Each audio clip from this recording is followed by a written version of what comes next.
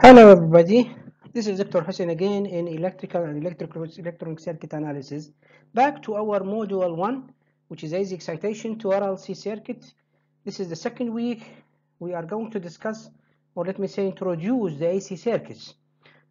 Just to remind you that in level 1 you already started with DC circuits. You went through the definitions, terminology, international system, current, voltage, power, energy, charge, and then the connection of resistances in series and parallel, mixed series and parallel, and also how to analyze the circuit to find the current, power, current, voltage, power, and energy using different methods and techniques. As example, Kirchhoff current and voltage law, Ohm's law, node voltage analysis, mesh current analysis, Thevenin and Norton theorem analysis, and so on, superposition theorem analysis. Now, we are going to almost repeat the same discussion, but for AC circuits. So just to let you know that this week we have 2 points to be covered. The first point is AC circuit principles. We are going to talk about sinusoidal waveform, average, RMS wave, let me say values, current, voltage, power. And the second point is phasor representation. We will see the phase relationship, the complex impedances. This is to be applied for different circuits, starting from the circuit, then the operation, the waveform, and then the formula.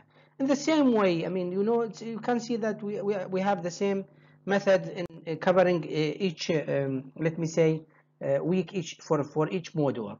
Now, sinusoidal waveform, you may ask, why sinusoidal waveform? To answer this question, I mean, for AC, almost everywhere in the world, they use sinusoidal waveform. You may ask, why sinusoidal waveform? Many points could be raised here. One of them is sinusoidal signals is the main signals used in radio communication. And as you know, one of the main revolution today for humankind is the radio communication, or let me say communication signals revolution. Also, the second point here to be raised is the Fourier analysis. As you know, any non-periodic periodic waveform can be analyzed into an non-periodic into periodic waveform, sine and cosine, in branch of mathematics which is called Fourier analysis. And this Fourier analysis contains sine and cosine, and as you know, differentiation of sine and cosine is related to each other. It means sine could be differentiated to be cosine or integrated, and the same thing for cosine, vice versa. Signal processing also involved with differentiation and integration. As I mentioned, sine and cosine, you differentiate or integrate, then one lead to the other one. So this is a few points related to why we use sinusoidal. I show you here in some signals in the oscilloscope in the lab in Sohar University lab. One more issue is the generator, the principle of generator, regardless if it is single phase or three phase, as we are going to discuss later. But what happens is, generator, the principle itself is they produce waveform which is almost sinusoidal waveform. I will show you this in the next few slides, but it looks like similar to this waveform here in this figure. Okay. So let's start with the sinusoidal. Now let's agree together that the voltage, if it is AC, represented by this formula. This is a general formula to represent voltage in AC, which contain Vm, which represent maximum voltage, cosine omega t plus theta. Theta is the phase angle or phase shift, okay? While omega t, you know it's time, but omega represent the angular frequency, and angular frequency simply is 2 pi f, as you can see here. Omega is 2 pi f, where f is the frequency. And you may ask, what is the frequency? I will tell you it is 1 over t, the opposite of time. Time in second, frequency in hertz. And just to let you know, t, which is the period, time period, is the distance between two maximum successive peaks, or let me say from the signal, peaks of the signal. This is t. If we divided one or take the reciprocal, we will come up with omega. If we multiply, we will come up with f. If we multiply f by 2 pi, we will come up with the omega, which is the angular frequency. So t in second, f in hertz, which is frequency, omega in radius per second, which is the angular frequency. Don't mix degree with radians. Now, it's worth to mention that most of the frequencies of AC signals available in the world either 50 or 60. And let me ask you a question, and I hope that you will Google it to see what is the history behind this. Why 50 or 60? How it looked like the frequency when humankind invented electricity, AC electricity in generator. Look to the stories there in Wikipedia as example or wherever the websites in Google, and you will find really interesting information. One more issue is to mention here, from trigonometrics, you study this in foundation, that sine the angle Z is cosine Z minus 90. So if we want to convert, if the voltage given as sine, what you should do, just subtract minus 90 from the phase angle, which is here Z or here theta, whatever it is. Okay. Now, when we deal with, you remember in DC, we deal with average usually, right? So average or mean value is defined to be integration of the function from A to B divided by the period, which is B minus A, 1 over B minus A. And this is in DC. And you may say, okay, what is the physical meaning of average or mean? I will tell you that physical meaning is I square R at the end is heat, represented by heat. When current flowing through resistance, it's translated into heat, and we feel the heat. What about RMS? What is the relationship and why we use RMS? Simply, we cannot use average for the AC signal. Why? Because we have identical positive part with the negative part. So if we add them together, divided by 2, it will go to 0. So for that, we cannot use average. So what we should do, we go to what we call it RMS. RMS value. RMS value is giving the same, or it's equivalent to the average in DC. It's also giving I square R. As you can see here, when we have P is integration of the power with respect to time divided by the T, and since P is V square over R from principles, then if we defined VRMS to be square root of integration of square root V, squaring V, then this will be substituted here and tell me that P average in AC is V square RMS over R. And P average equal I square RMS by R. Now for AC signal, sinusoidal, then if we do the integration for the voltage, you see this is the voltage, Vm cosine omega t. If we do the average, then it will give 0, as I mentioned, because positive cancel negative. But when we go to RMS, and we go through the squaring and use the trigonometrics, we are approaching that VRMS equal Vm over 2, which is 0.707 Vm. Now, is this applicable for any signal? No. This is applicable only for sinusoidal waveform. If you go to square waveform, if you go to sawtooth or ramp or whatever the signal, no, you need to use the same integration and go to find the value. But 0.707 is exactly, or let me say Vm over 2 is exactly for sinusoidal waveform. The same thing could be repeated but for P average, and you can find that P average equal V RMS square over 2, which is equal to I RMS square by 2. Okay. Now, in general, as a conclusion, VRMS equal Vm over square root 2. This is for sinusoidal waveform. Now, in Oman, the voltage in Oman, the frequency is 50 Hertz, but the voltage is 230. And let me ask a question here. When he give you the value of the voltage, did he talk about RMS or maximum?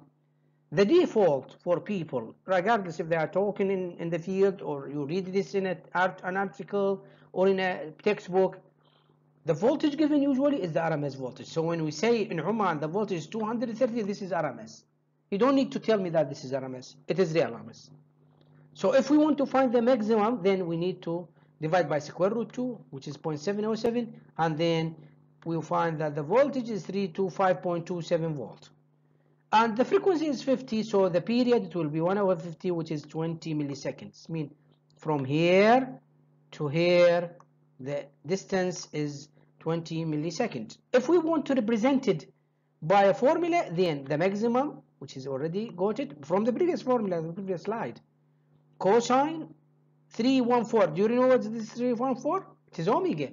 And do you remember what is omega? It's 2 pi f. We have f. Just substitute. Okay. Now, let the example on this sketch. V to scale versus time, find the RMS value of the voltage and power delivered to the resistance, and then find the power as a function of time, and then sketch it. Have a look. Now, let me ask a question here. He gave me the voltage in this form. That's great. This 100, what it represent? RMS or maximum? You will say maximum, correct. Now, this is 100 pi. What it represent? You will say it's omega, which is equal to 2 pi f, right? Theta is not there, so theta expected to be 0. And since it's sinusoidal waveform, I mean talking about cosine, then VRMS is maximum value, which is 100 divided by square root 2. Okay? We have the maximum value, which is 100, and then we can substitute to find the value.